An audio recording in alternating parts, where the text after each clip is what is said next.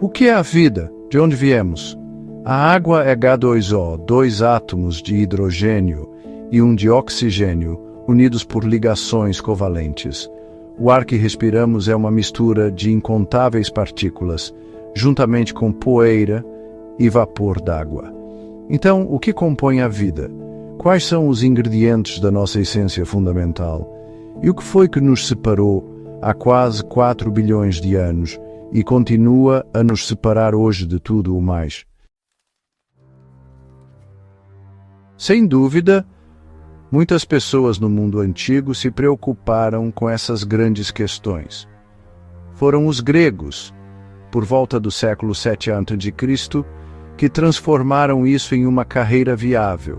Muitos filósofos do mundo grego, como Epicuro, Lucrécio e Platão, se ocuparam de onde a vida veio. A conclusão esmagadora era de que a vida gera a vida. Mas e a primeira vida? O que a iniciou? No século IV a.C., Aristóteles concluiu que os seres vivos surgem espontaneamente da matéria não viva, desde que essa matéria contenha um númua ou calor vital.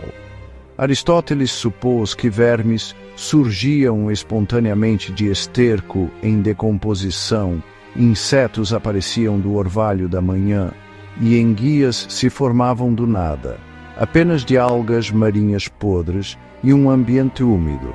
Por mais impressionante que isso nos pareça agora, as ideias de Aristóteles sobre a geração espontânea dominaram o pensamento sobre a origem da vida por quase 2000 anos. Cientistas que seguiram seus passos criaram receitas cada vez mais complexas para formas de vida mais avançadas, como o cientista holandês do início do século XVII, Jean-Baptiste van Helmont, que concluiu que uma camisa suja deixada com trigo germinado por 21 dias geraria camundongos vivos espontaneamente. Com o tempo, no entanto, as receitas de vida espontânea perderam popularidade. A ciência avançou e explicações foram encontradas para a aparição aparentemente milagrosa de animais em montes de terra abandonados. Mas para criaturas menores e enigmáticas como bactérias e amebas, a geração espontânea foi difícil de refutar. Finalmente, no século XIX, o biólogo francês Louis Pasteur desenvolveu um experimento para excluir qualquer influência externa de um frasco cheio de matéria inanimada. Quando o frasco permaneceu estéril, o conceito de geração espontânea foi provado falso. A matéria sozinha não podia gerar vida. Afinal, até hoje nenhum laboratório conseguiu tirar a vida de sua ausência. Frankenstein continua sendo ficção. A vida, e apenas a vida, continuou a gerar vida. E ainda assim, sabemos hoje que a Terra se formou há mais de 4 bilhões de anos, sem vida. Nenhum ser vivo teria sobrevivido às convulsões do éon adiano. Mas aqui estamos hoje, em uma Terra cheia de seres vivos, de todas as formas e funções imagináveis, de florestas tropicais a desertos, do pico mais alto às profundezas oceânicas. A vida prospera. Portanto, está claro que, em algum momento entre 3 e 4 bilhões de anos atrás, a matéria gerou vida. O ato final da geração espontânea na história, a origem da vida na Terra, as questões que permanecem são como e de quê? A primeira vida na Terra deve ter sido a forma de vida mais simples possível. Nenhum camundongo poderia ter surgido espontaneamente em uma Terra do final do éon adiano. Para decifrar de onde veio a vida, devemos primeiro considerar o que exatamente é a vida em seu nível mais básico. Uma tarefa monumental que requer todos os esforços das técnicas científicas modernas. Na maioria dos sistemas educacionais, os seres humanos aprendem a definir os seres vivos pelo que eles fazem, animais, plantas e fungos, realizando ações para se manter, crescer e se reproduzir. Mas essa não é a história completa. Criaturas vivas podem fazer essas coisas, mas não são as únicas. Com essa definição, classificaríamos alguns cristais como vivos ou até vírus de computador e algoritmos. Mesmo hoje, essa não é a definição padrão para a origem da vida orgânica na Terra. Em vez disso, precisamos nos concentrar no nível microscópico para ver do que os seres vivos são feitos. As formas mais simples de vida hoje, as bactérias, têm dois ingredientes básicos, uma molécula autorreplicante como o DNA, que contém as instruções para fazer outra igual a si mesma, e um metabolismo autossustentável que fornece a maquinaria para viver e se replicar. Definido assim, capturamos a essência de todos os seres vivos na Terra. Tudo é composto por células, como as células bacterianas, que no seu núcleo tem uma molécula autorreplicante e um metabolismo autossustentável. Essa definição dá aos vírus um lugar na estrada para a vida, mesmo que não se qualifiquem completamente. Essas estruturas minúsculas têm uma molécula autorreplicante dentro delas, assim como todos os outros seres vivos, mas carecem da maquinaria para fazer algo com essa molécula. Em vez disso, precisam sequestrar outros organismos para usar as fábricas orgânicas que lhes permitirão se reproduzir. Alguns cientistas os classificariam como vivos, outros não. Alguns até pensam que eles podem ser uma peça no quebra-cabeça das origens da vida, uma espécie de ponto intermediário entre o vivo e o morto. Então, uma molécula autorreplicante e um metabolismo foram as duas invenções necessárias para os primeiros seres vivos. Mas não são invenções simples. Nosso DNA é uma gigante macromolécula complexa, uma longa fita dupla composta por milhões de moléculas menores e mais simples, elas próprias formadas por átomos de carbono, oxigênio, hidrogênio, nitrogênio e muitos outros. O metabolismo moderno, construído em torno dessa molécula monstruosa, é uma fábrica orgânica complexa, com cada parte afinada para uma função particular e interdependente de tudo o mais. Para funcionar, claro, a vida não poderia começar com algo tão elaborado. Seu começo foi necessariamente muito mais simples, usando blocos básicos de construção que já existiam na Terra primitiva ou que foram feitos pela primeira vez em seus jovens oceanos. Então, para encontrar o verdadeiro começo, precisamos voltar e examinar a composição química deste mundo jovem. Dos elementos possíveis no universo, 94 ocorrem naturalmente em nosso planeta.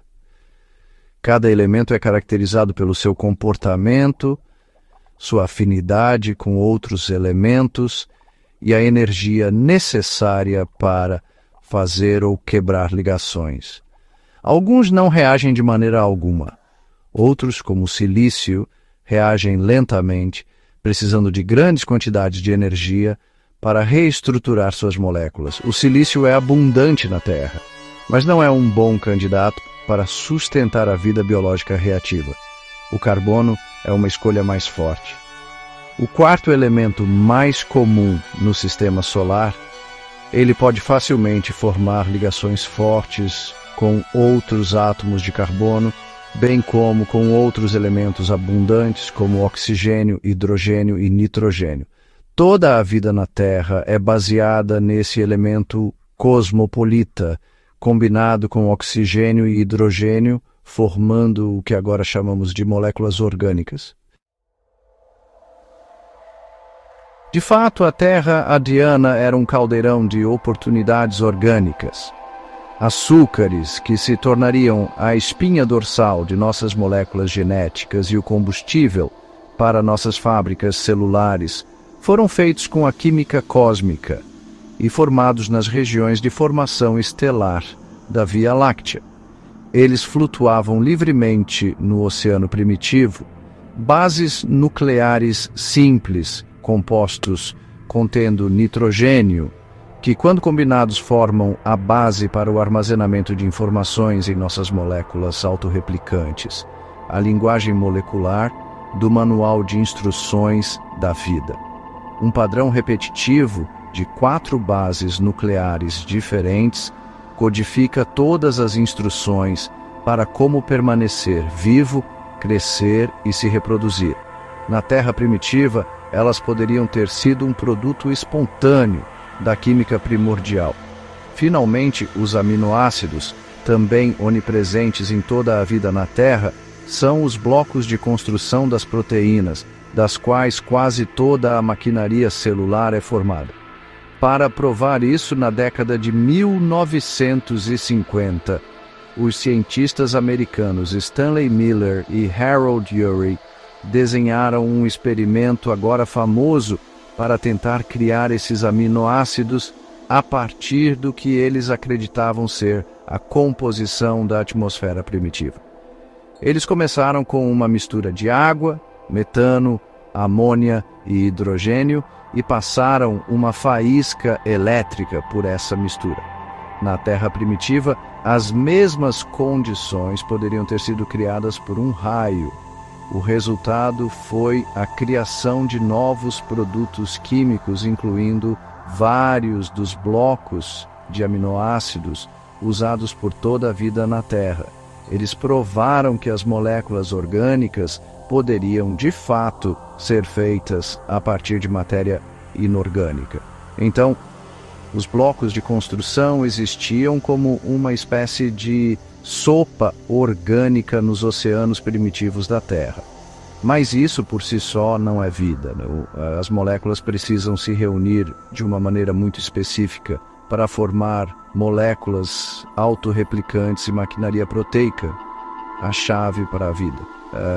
E aí está o paradoxo. Hoje, quase todos os seres vivos usam o DNA como sua molécula autorreplicante. Os padrões das bases nucleares nessa molécula codificam todas as instruções para crescer, se reproduzir e produzir proteínas. Mas, claro, para fazer isso, o DNA precisa da maquinaria de proteínas para ler as instruções, interpretá-las e criar novos componentes. Precisa das mãos para fazer o trabalho. Então, as proteínas são necessárias para ler e reproduzir o DNA, mas as instruções do DNA são necessárias para fazer as proteínas em primeiro lugar. É o dilema definitivo, o eterno galo ou o ovo. O que veio primeiro, as proteínas ou o DNA? Estamos de volta ao começo, o nosso problema central. O ciclo continua, a vida gera a vida. E ainda assim, a verdadeira resposta provavelmente não está em nenhum dos dois, nem no DNA, nem nas proteínas. Cientistas hoje acreditam que outra molécula preencheu a lacuna, o verdadeiro protótipo para a maquinaria complexa que impulsiona nossa existência, o verdadeiro início da vida na Terra, o mundo do RNA. Nos caóticos e profundos oceanos da Terra adiana pela primeira vez, uma molécula se replica com sucesso. O RNA, como é conhecido, é uma molécula autorreplicante de cadeia simples, semelhante ao DNA, mas mais simples. Ele pode se replicar, mas também pode se organizar em estruturas tridimensionais muito semelhantes à maquinaria proteica usada nos seres vivos de hoje. Cientistas acreditam que o RNA poderia ter sido uma molécula tudo em um, que desempenhou todas as funções do metabolismo e da replicação primitiva. O resultado seria o que os cientistas chamam de mundo do RNA, onde toda a biologia seria composta por esse padrão de base nucleotídica de cadeia simples. Na sopa pré-biótica, combinações aleatórias de açúcares e bases nucleares se juntam e são unidas espontaneamente por reações químicas. Algumas se separam, mas outras permanecem ligadas e continuam a crescer em longas cadeias. uma base nuclear após a outra. Às vezes, a cadeia se dobra sobre si mesma, como uma pré-seleção natural que escolhe as moléculas estruturalmente estáveis e mecanicamente úteis. As cadeias estáveis podem atuar como moldes para replicação, criando cópias idênticas de si mesmas, com as cadeias de RNA agindo como máquinas rudimentares para ajudar na replicação. Um ecossistema inteiro de diferentes moléculas de RNA surge, proliferando e diversificando, mas isso ainda não é vida. O ecossistema de RNA sozinho é apenas uma coincidência da química, não um organismo autossustentável. Quaisquer desequilíbrios químicos nos oceanos primitivos poderiam ter destruído todo o mundo do RNA. Até mesmo a menor poça de água na Terra primitiva era um lugar grande demais para uma frágil cadeia de RNA. Portanto, para que o metabolismo realmente comece, as reações precisam acontecer em um caixote, isoladas do ambiente externo, onde os químicos estão concentrados e onde o RNA pode ajudar a direcionar a composição interna. Todos os seres vivos dependem dessas compartimentações, esses caixotes. Alguns se contentam com um só, outros têm trilhões. Esses caixotes podem ter sido feitos de ácidos graxos, moléculas espontaneamente formadas nas reações químicas da sopa pré-biótica. Eles têm uma estrutura de duas partes, uma parte é atraída pela água, enquanto a outra é repelida. O que acontece com um ácido graxo, quando ele se encontra em água, ele não pode se separar para satisfazer ambas as metades de sua natureza bipolar. Em vez disso, ele se organiza espontaneamente em estruturas esféricas que protegem as partes hidrofóbicas da água, enquanto permitem que as partes hidrofílicas se banhem na água. Os ácidos graxos podem não ter sido as moléculas mais abundantes na Terra primitiva, mas sua auto-organização espontânea os torna bons candidatos para os primeiros protocélulas. Esferas maiores poderiam facilmente ter contido cadeias de RNA replicantes isoladas e protegidas no ambiente interno. Reações químicas poderiam ocorrer nesse novo ambiente concentrado, sendo influenciadas pelas cadeias de RNA, e essas mudanças dentro influenciariam as próprias cadeias. Os primeiros metabolismos tentativos surgem. A seleção natural da estabilidade química favorece apenas aquelas combinações que favorecem a autopreservação e perpetuação de átomos e moléculas formados nas estrelas, concentrados na superfície volátil da jovem Terra. Grandes macromoléculas se formam, encontrando maneiras de se reproduzir e passar o sucesso para novas gerações, com a sobrevivência como o único propósito. E assim a vida surgiu espontaneamente pela primeira vez. A matéria gerou vida, permitindo que a vida gerasse vida por mais 3,5 bilhões de anos e continua. Na próxima vez, seguiremos a vida de volta ao seu último ancestral comum universal e descobriremos onde, na Terra, esses primeiros passos tímidos na biologia ocorreram. Vamos explorar a controvérsia sobre os primeiros fósseis e considerar a possibilidade de que a vida tenha vindo do espaço. Você assistiu à história completa da Terra. Não se esqueça de curtir, se inscrever e compartilhar. E nos diga nos comentários